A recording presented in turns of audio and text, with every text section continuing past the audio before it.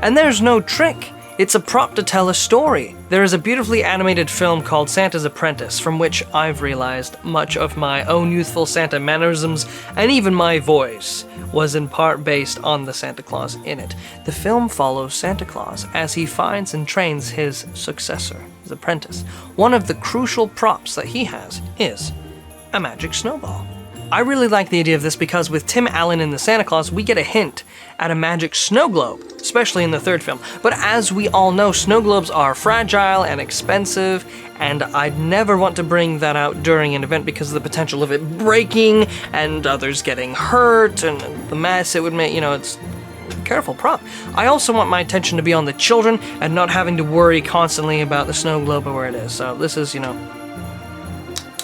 plastic, so good stuff.